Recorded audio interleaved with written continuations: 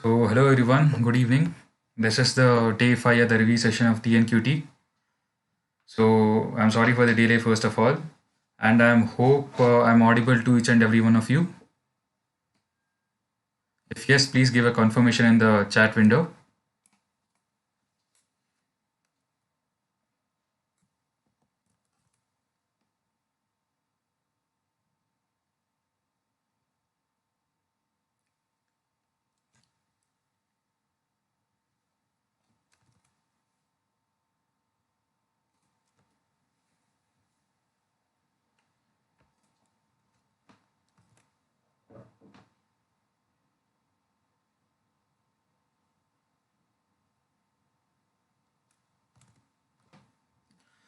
Okay, cool guys, I'm getting some confirmation. So yes, let's begin the session. So first of all, who are we? We are an edtech company operating since 14 years and we help students realize their dreams. So if you're a student in the final year or if you're a student in the third year or anything, if you want to get your first job, we help you realize your dreams. So this is what we do. A bit of something about myself. So my name is Prashant. I'm a master trainer at Ethnus and I'm also a full stack JavaScript developer with expertise in Python and AWS. And I code in React, Node.js, etc. So guys, just a heads up, if you haven't joined our Telegram channel, please do join our Telegram channel by opening this link below. This link will be available in the description section, also in the chat window. On joining our Telegram group, you will be notified with regular updates about the upcoming sessions and also details and other things with respect to your placement activities. Okay. So yeah, let's go on. So firstly, guys, I'd like to ask you, how was your exams, like yours or your friends? How was the experience of writing the TCS exams? I'm sure that most of you would have completed your exams by now, and at least you might have an idea of what's going on, at least with your friends and anything. So how was it? Can I get a quick feedback in the chat section?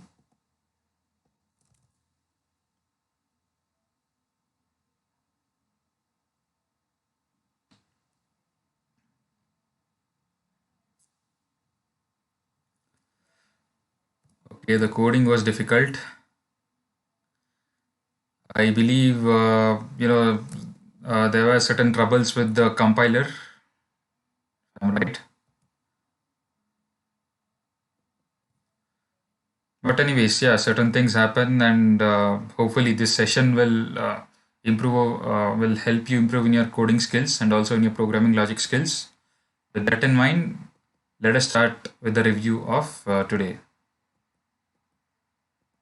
So the first section will be the programming logic, which will be MCQ based questions and also fill in the blanks questions. So let's begin with the first question of today. So what is the function of rewind? So rewind function, some of you might heard of it, but in general, what do you think the function rewind will do in C? Option A, setting file pointer in the beginning of the file. Option B, setting file pointer at the end of the file. Option C, setting file pointer anywhere in the file. Option D, setting file pointer at the beginning of the line. So any guesses?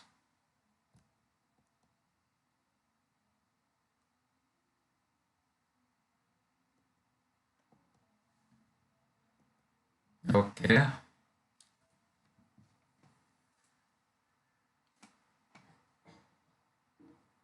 So guys, the option would be A here.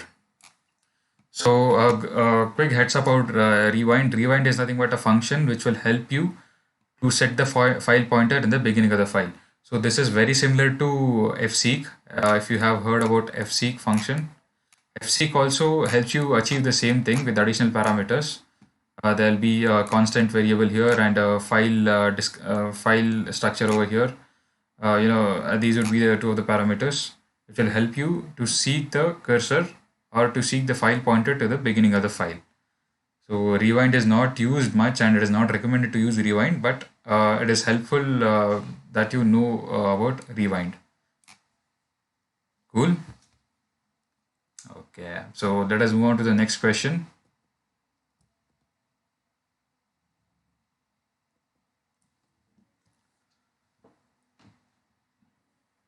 There are two expressions over here. So this is obviously C++. So first one will do cout and end, and the second one will do this with additional flush. So at this point of time, I am sure that you are familiar with the concepts of streams, buffers, and flushing the buffers. And pretty much you people would have heard or used of this thing, flush. So this flush acts similar to flush, and this acts on the standard output. So there are four options. Both will give the same results, will give different results, and the other two. So which one do you think is the right answer?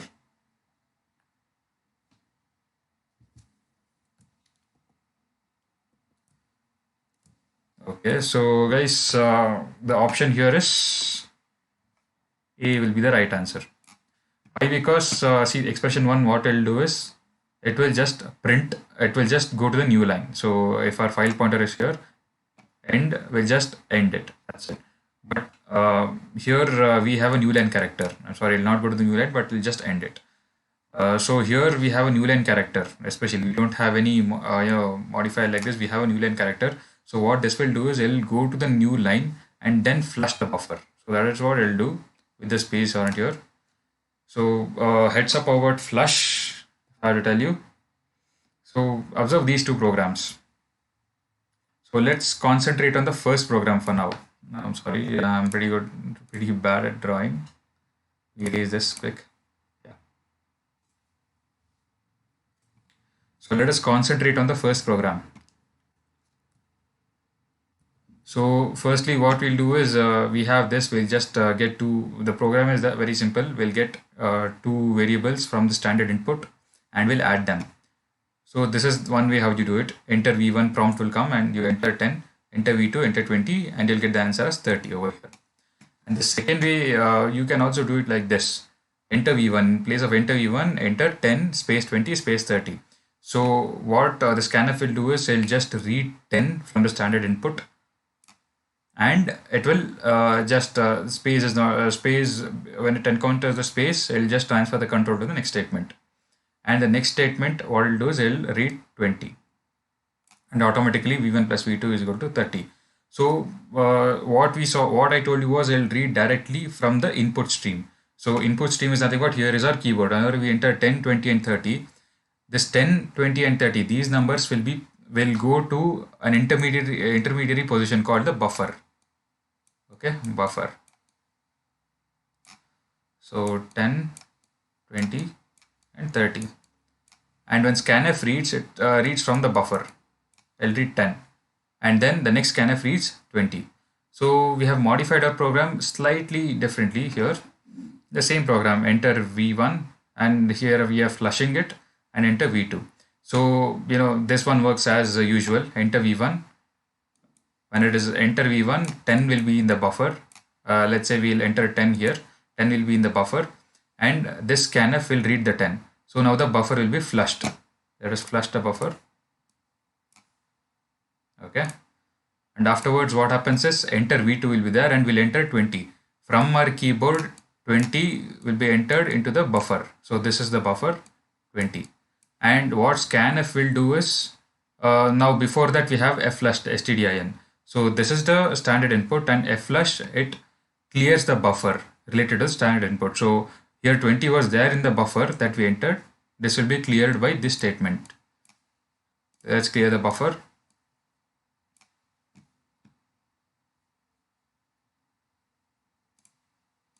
So when scanf reads from the buffer, there will be nothing here, nothing. So when nothing is to read, then the default value of V2 is 0. So here V1 plus V2 will be 10, which was earlier read, plus the default value, that is 0, because there is nothing to read over here. So the answer will be V1 plus V2 is equal to 10. So here you can see the definition is to flush or clear the input buffer. This is not a good practice, flush stdin. You have better ways to do that. But keep in mind that flush stdin is used to flush or clear the input buffer. So you have to know about the streams, file stream, input stream, and the standard input stream, and the buffers. All these things are very important. Input buffer, output buffer. Will be asked in various MCQs and also in the interviews. Cool guys, was this topic clear to you? Give me a reply in the chat.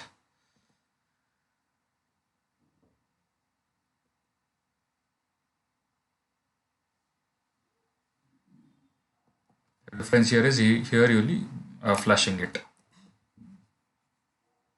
Okay, that is it.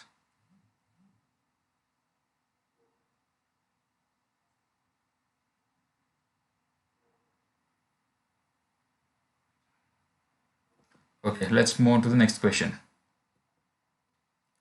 So construct a post-order traversal for the given tree, which is in-order and post-order traversals are given. Here you can see the in-order and pre-order, in-order and pre-order traversals are given. You have to construct a post-order traversal. So how do you do that?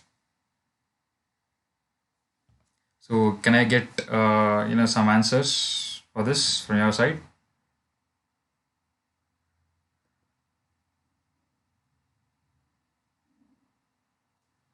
So given in-order traversal and pre-order traversal of a tree, you have to construct the post-order traversal.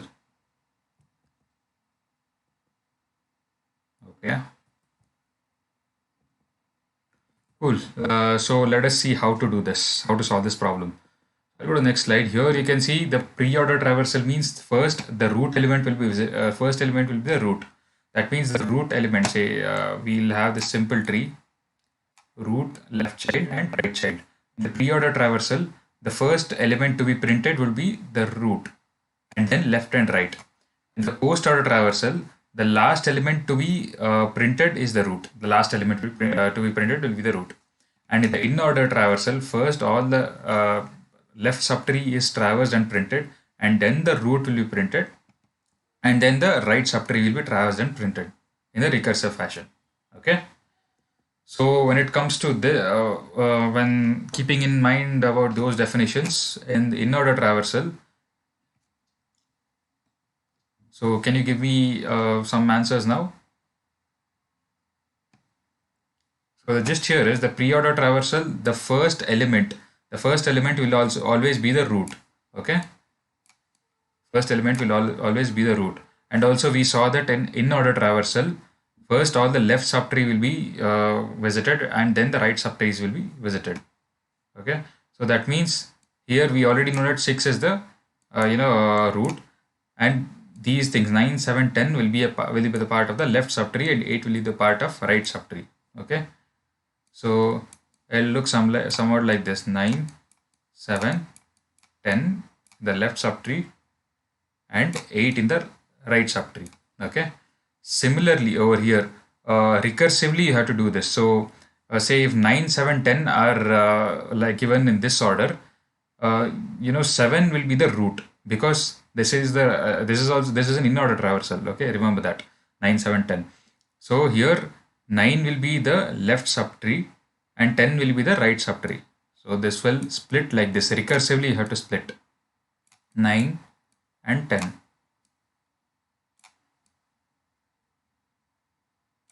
Okay, this will be the tree.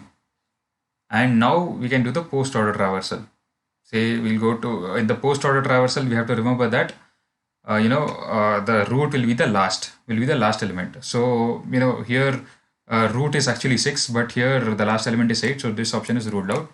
Let's do a post-order traversal. First 9 and then 10 and then 7 and then 8 and then 6. So here we have constructed a tree, and then after we do post-order traversal, we come to know that this will be the right answer. So this is until this it's very important. So if you have gotten this tree, then the post-order traversal is straightforward and you can get the answer. So option A is the right answer.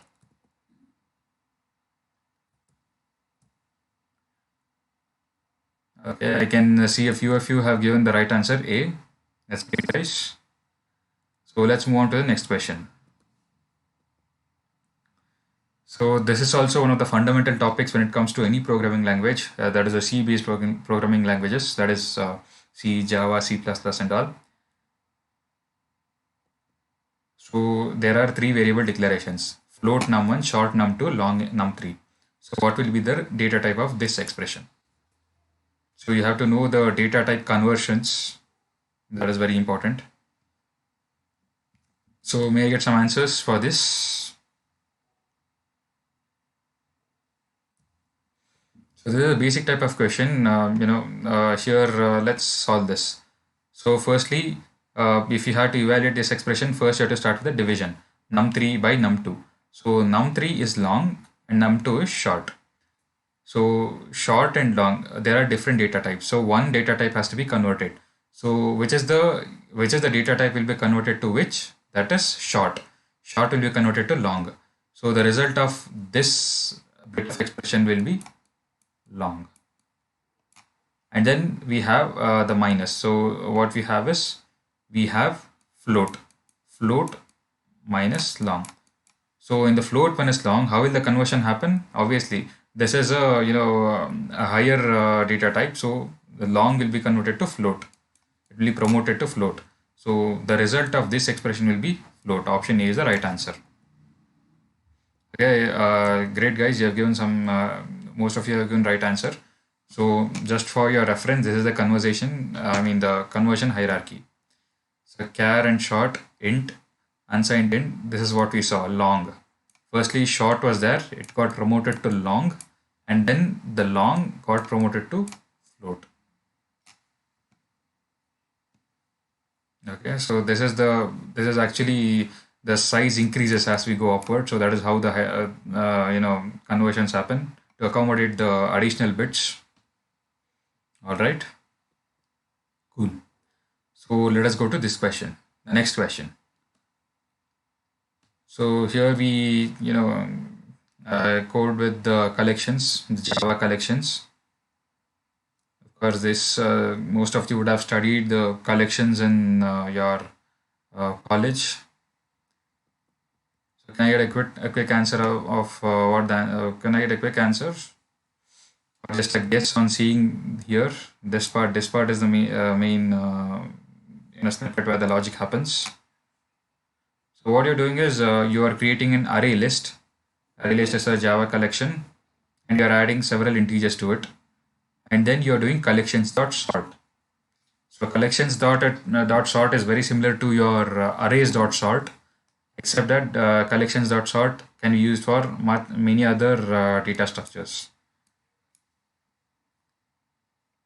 So if you pass an array to collections.sort, like any collection to collections.sort, it will sort your array. But what is this one? So this is known as a comparator. So what does comparator do? If you have to sort the elements in a different way, say if we have an object that has to be sorted, how can an object be sorted?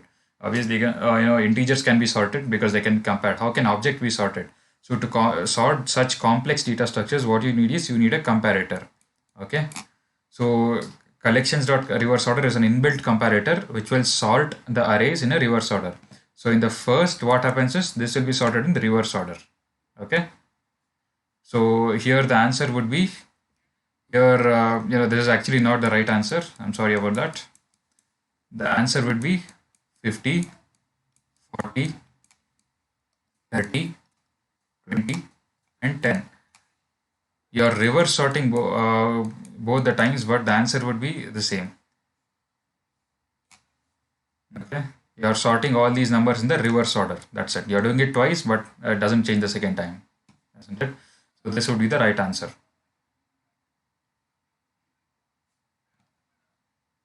So Arraylist is one important data structure. If you are into Java, Arraylist is very important. Arraylist, linked list, and the whole collection interface has to be very well known for you.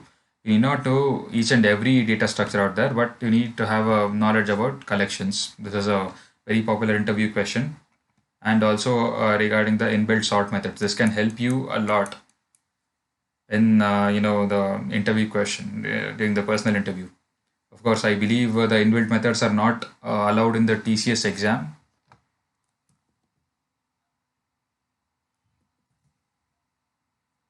Okay, so I think guys, so that is clear. Let's move on to the next question. Yeah, this is one more heads up that I want to give it to you. So in order to define a custom logic for sorting, which is a different from the natural order of elements, we can implement java.title.comparator interface. And we can pass an instance of it as the second argument of sort. So that is what we did. This is nothing but this collections.reverse order is an implementation of java.tutorial.comparator interface, and we have defined a custom logic. The custom logic is nothing but sorting in a reverse order, not sorting in the usual regular order. Okay, cool. So this is one more kind of a tricky question. So can I get some answers, guys?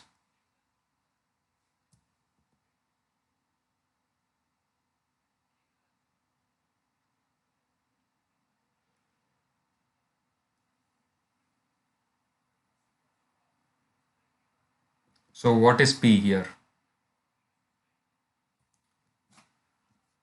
So whenever you do say float star P of 5, this will be array of pointers. Array of pointers. But here there is parenthesis.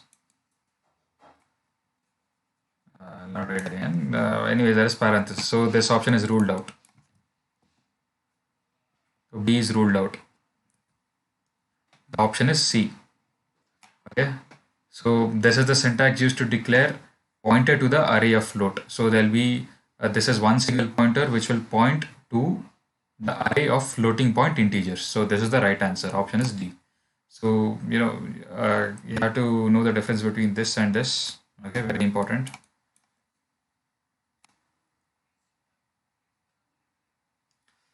Okay, I think please remember that, guys. Next, move on to the next question now. So this is a software testing question. The type of software testing you can do when you have both the source code and the executable code in hand is called. So can I get some answers for this? So there are many types of testing, guys, but as freshers, you must know at least the two kinds of testing. That is a black box testing and white box testing. So black box testing is what it says. So you will not be knowing what the code does, or you might not knowing how does the code function or how does it operate. You will just be testing it as a black box, as the name says. But in the case of white box testing, you will be having the source code, and you'll be knowing how the source code works and interoperates with everything, and then you will test it. So with regards to those definitions, what do you think is the right answer, black box or white box? They have given that you have the source code and the executable code. So is it black box or white? Black means you can't see what's behind, but white means you can. Okay, super, guys. C is the right answer.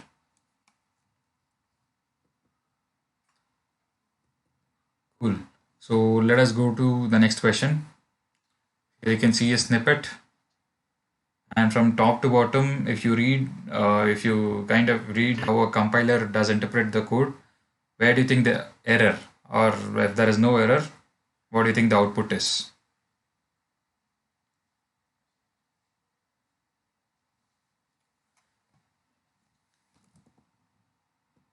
So firstly, if I go from top to bottom, private, it's fine. And public, what is this? Public employee, and there is parenthesis, and there is this syntax is pretty weird, isn't it? What is it? Line 7.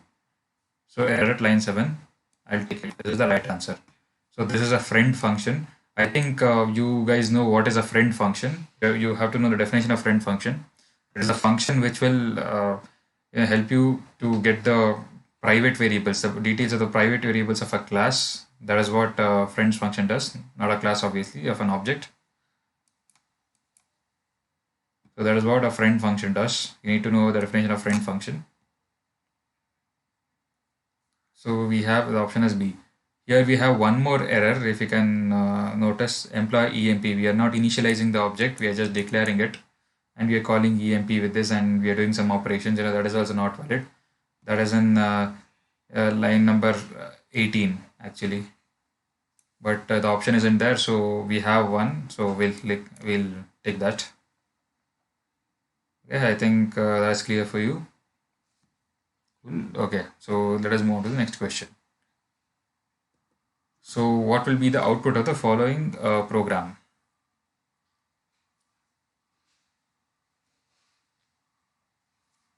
So can I get some quick answers for this?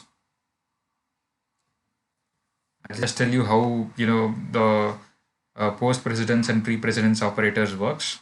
So suppose you have x equal to 5, and then you have y is equal to minus minus x in one case, and you have x is equal to 5 and y is equal to x minus minus. So here the answer, here y will be 4 and here y will be 5.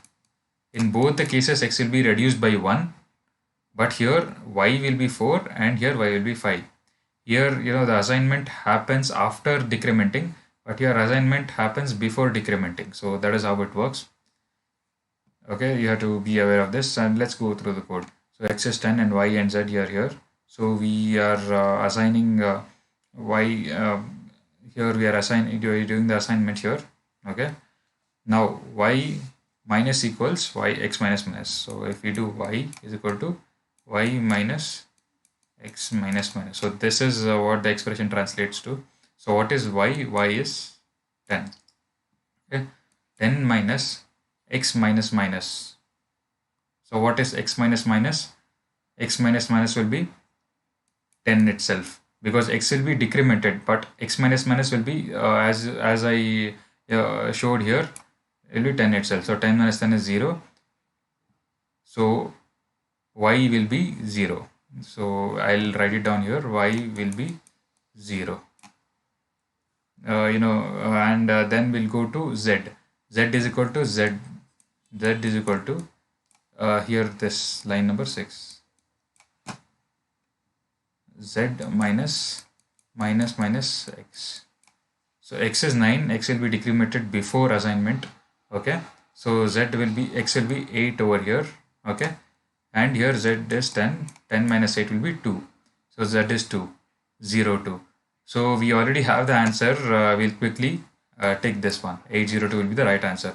No need to solve. Sometimes there's a trick to solve this question actually. Not exactly a trick, but just a tip. During the exams, you might try to be extra careful and taking some additional steps to make sure that the entire answer is right. But once if such a simple question is there, and if you get a partial answer, you can compare the partial answer with all the options and tick it. Otherwise, this might take around, not much, 10 seconds or 20 seconds, but that is very much required. 10 to 20 seconds, they matter a lot. And exams like TNQT and also, you click on you refer the partial answer with the options as soon as you get one. Okay.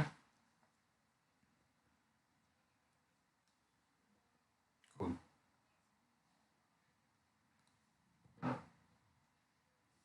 So here, let's move on to the coding section now. So I hope the MCQ sections were clear, guys. So here, let's move on to the coding question. Okay. Super. So as I told in my previous session, whenever it comes to the coding section, you have to first devise an algorithm. You have to write an algorithm. When plain text, plain English, you have to write an algorithm, and then you have to go on to solve the problem. Firstly, if you just directly jump into the code, it will be very difficult, and most of the times you'll go wrong with the logic. If you have to get the logic right, then what you have to do is you have to first know how to solve the problem. You have to write the algorithm for that, and then you can convert the algorithm to the code. So this is how you should do it. Here are the questions. So there are n number of monkeys, total n number of monkeys sitting on the branches of a huge tree. As travelers offers bananas and peanuts, the monkeys jump down the tree. Okay, and if every monkey can eat k bananas and j peanuts, okay.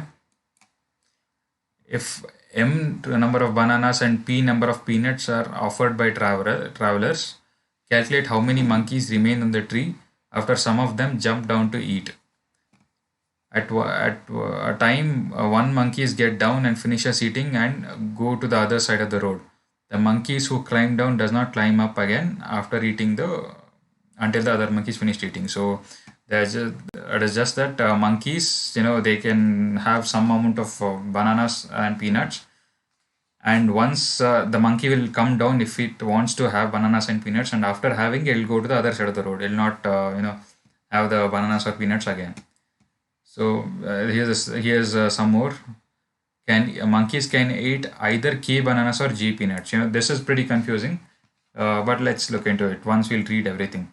The last monkey is there, and if there are less than K bananas left and less than J peanuts left on the ground, only that monkey can eat less than K along with less than K bananas along with the less than J peanuts.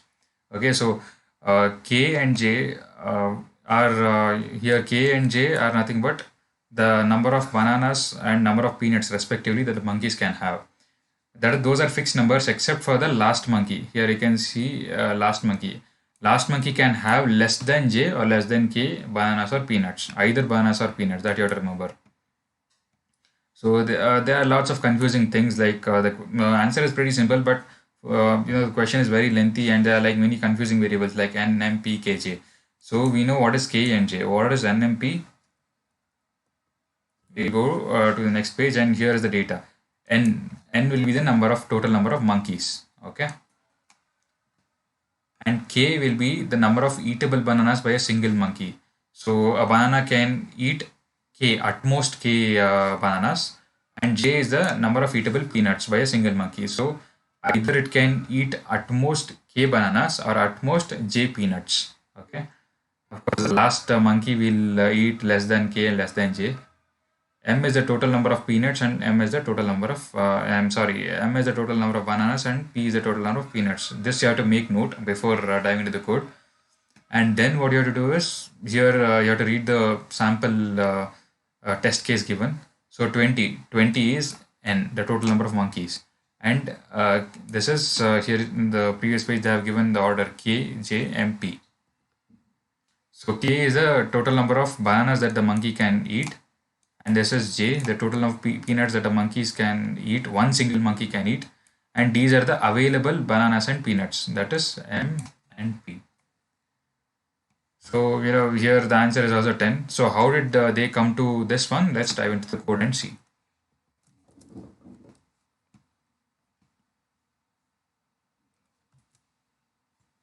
Let's switch to the editor.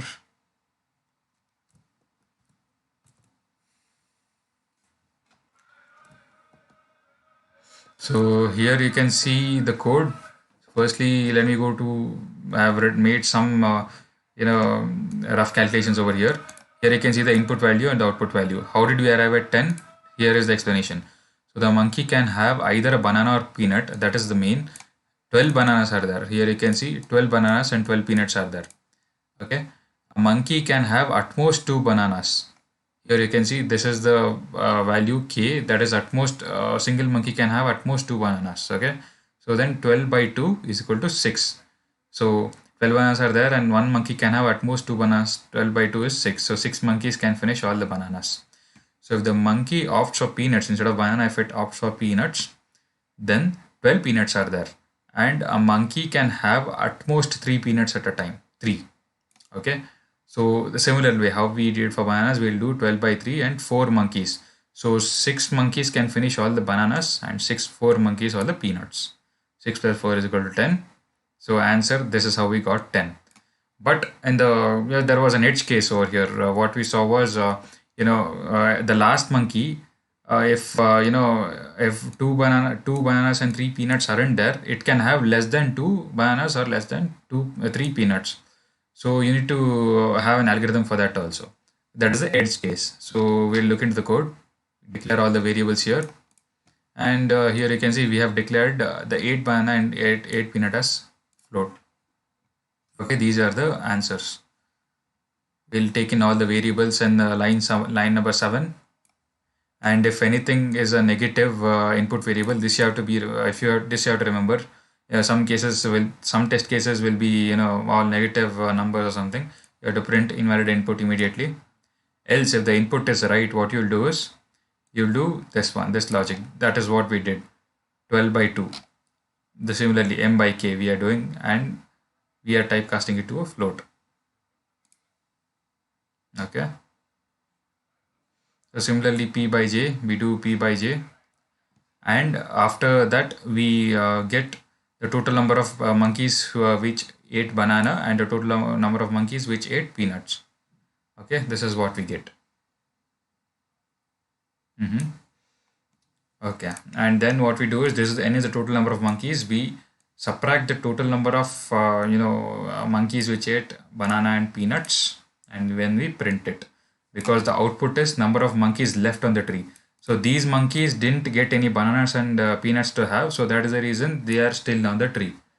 Okay, the other 10 monkeys, they got to have all these treats, and then they moved to the other side of the road. So this is how we solve the problem. You print it out and return. Okay, I think the code is cool. I'll just leave it for a few moments for you to just take a look at it. You can also write down the logic for your future reference.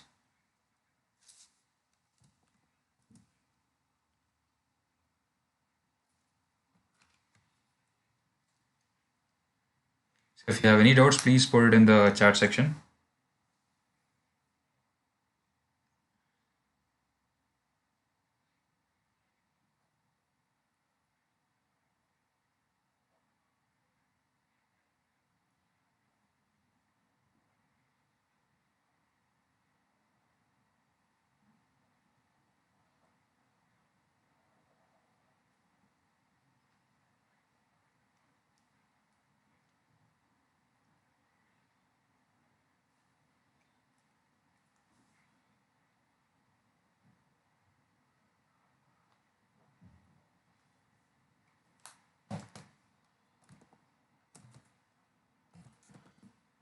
So one more small improvement that what we can use is we can use a ceil function. So we can use math.ceil over here.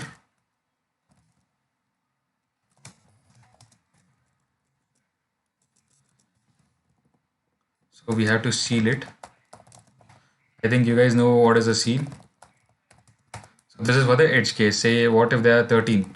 If this number is 13, if number is 13, then 13 after 10 monkeys have eaten all the peanuts and bananas, there'll be one banana remaining, isn't it? So that one banana, any monkey can have that one banana. So that is the reason you have to ceil this total this total result. Math.ceil is the function for that in your respective language, Python or C or something. This would be the additional thing that wasn't there here, but the purpose is you have to remember that there'll be edge cases. So you have to account for these edge cases.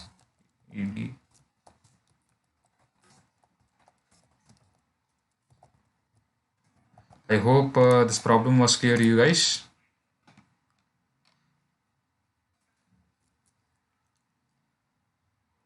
Edge cases are the cases which nobody thinks of actually, but they will be the valid test cases, and these edge cases will make your code to fail.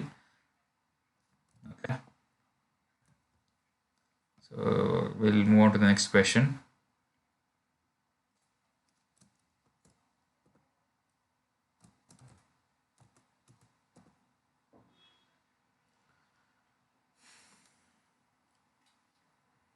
So here we have the question: the chain marketing organization has a scheme for income generation through which its members generate income for themselves. Okay, the scheme is in such a way that suppose A joins the scheme and makes R and B to join the scheme, then A is a parent member of R and B, who are its child members. Okay, when any member joins the scheme and then the parent gets a total commission of 10% from each of the child members. Okay, so if someone join the scheme, if a parent makes the child join a scheme, then the parent will get 10% commission from each of the children. Okay, that is the thing. Child members receive a commission of 5% respectively. Okay, if a parent member does not have any member joined under him, then he gets a commission of 5%. Okay, take the name of the members joining the scheme as input. All right. Display how many members have joined the scheme, including parent member. Calculate the total commission gained by each member in the scheme. The fixed amount of joining the scheme is 5,000, from on which the commission is generated. So, the gist of the problem is that let's take this example. Amit is the parent. Okay, and what is Y? So here is what is Y. Y is nothing but, if the let's consider Amit as the parent. Okay, then Y means Amit made Rajesh and Virat, the next line members, to join. Okay, so here this is the line that makes sense. A is a parent member of R and V, so Amit is the parent of R and V. Y means that Amit does have children, that is R and V. Okay, he makes R and V to join the scheme. So that is how we interpret it. And the output value is 1,000, 250, and 250. So how did we arrive here? We saw that the parent member will get 10% commission from each of Rajesh and Virat. Okay, so 10% of 5,000 is 500. Okay, and 500 from each means Amit will get 1,000 rupees, and the person who joins the commission, child members, will respect 5% commission. So 10% was 500, then 5% means 250. So Rajesh and Virat will get 250. Similarly, this second input value will make it more clear.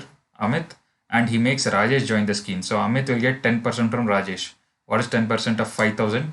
Here it is 5,500. So what Rajesh gets is 5% of 5,000, that is 250. So this is how the input and output works. Additionally, what you have to do is you have to display that how many members have joined the scheme. This is pretty easy actually when I show you the solution, but what we have to concentrate on is this one, calculating the commission. Here, if you have printed 3 times, then obviously 3 members are there. If you have printed 2 times, then two members are there. That you can do it.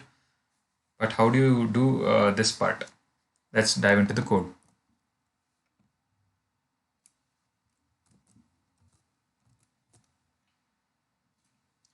So here is the Python code.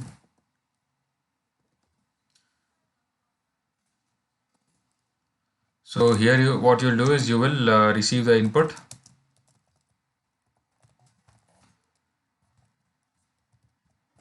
So this is nothing but the parent. Who was the parent? Amit.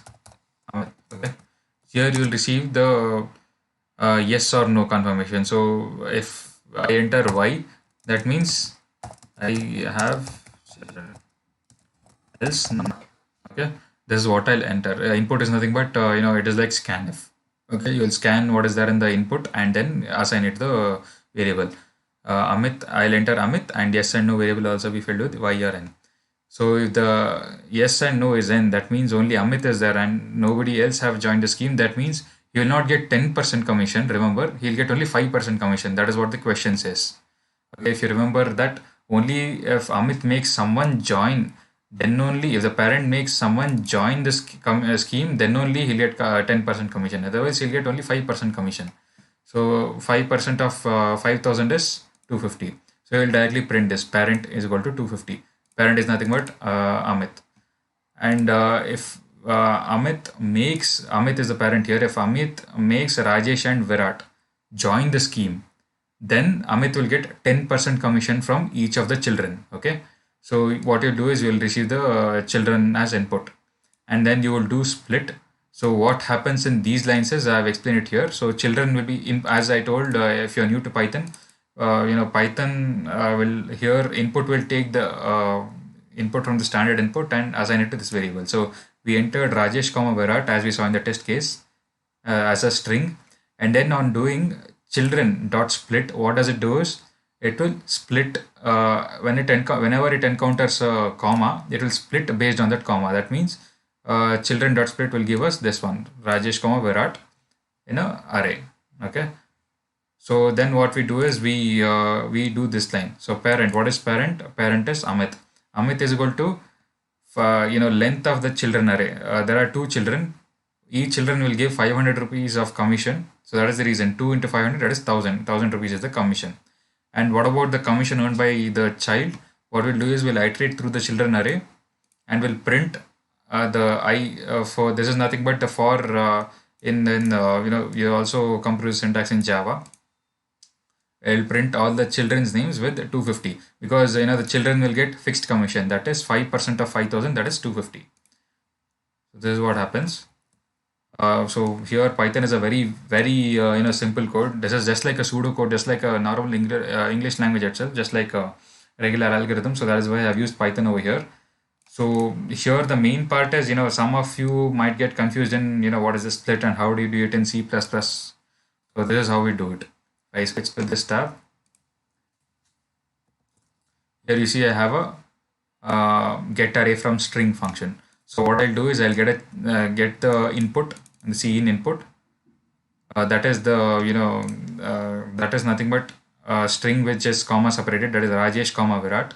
And then I'll prepare a vector. Vector is nothing but like a Java array, a dynamic array. And then what I'll do is I'll iterate. Here you can see I'll iterate through this this input string so that I can separate the string into arrays. So in Python it's very easy. You do just this and you get this. But in C++ you have to write some additional code like this. Whenever you encounter a comma, then you have to push it back and all these things. I'll just give you some time to go through the code. In the gist, what I'm doing is, I'll iterate through the entire, say if I get this as the, so if I have a child as Rajesh and Virat, what I'll do is I'll iterate through this string over here in the for loop.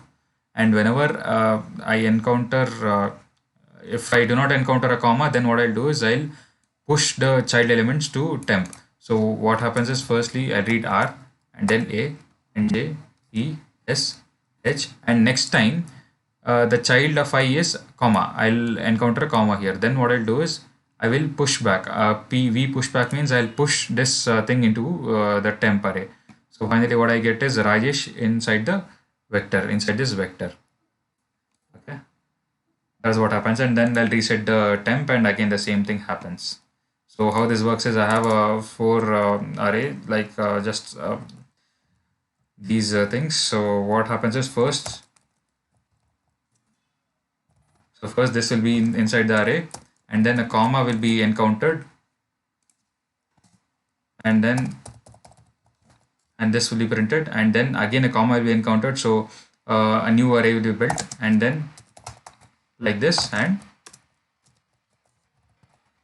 so this will be this will happen.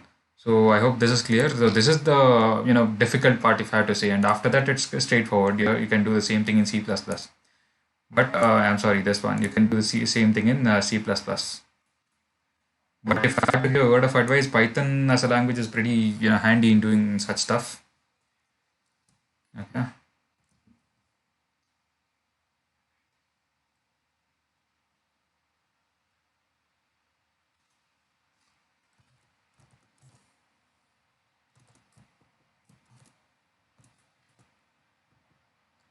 So that we come to an end of the coding section.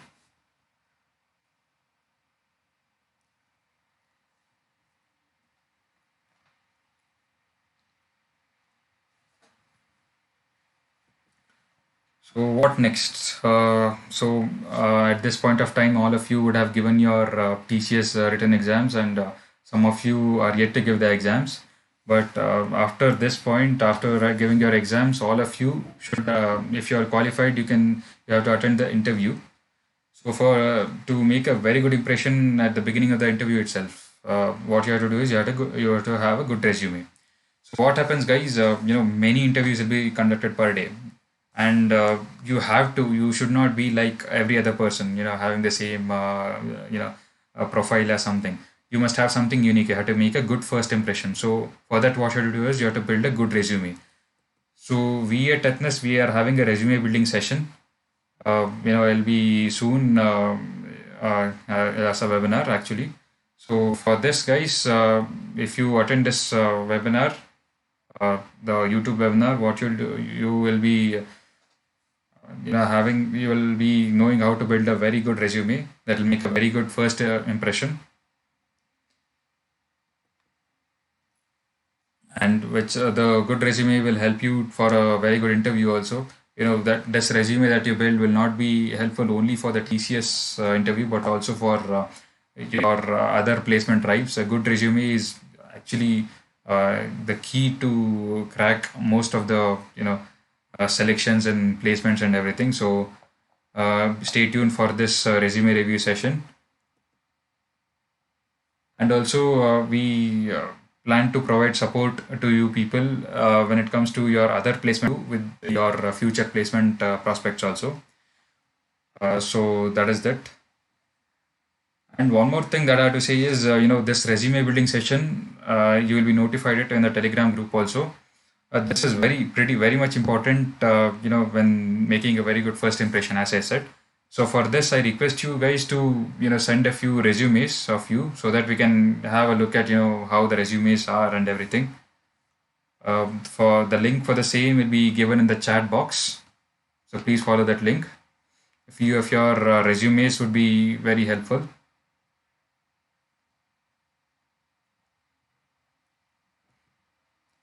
So one more thing, guys, you might have come across this photo in our social handles.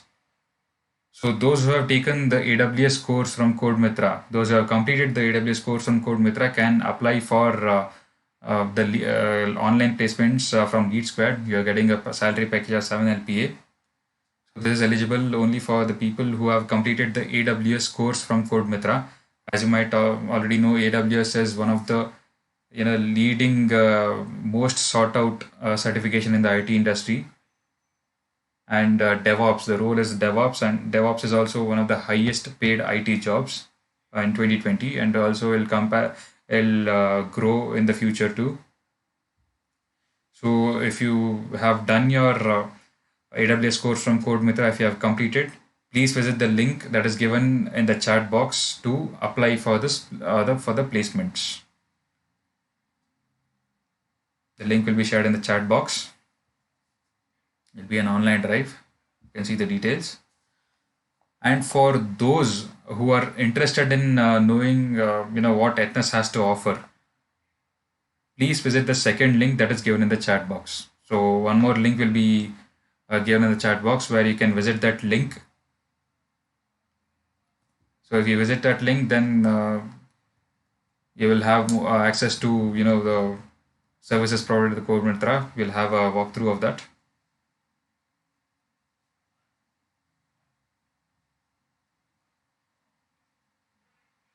Codemithra offers many other certification courses apart from AWS. Okay, cool.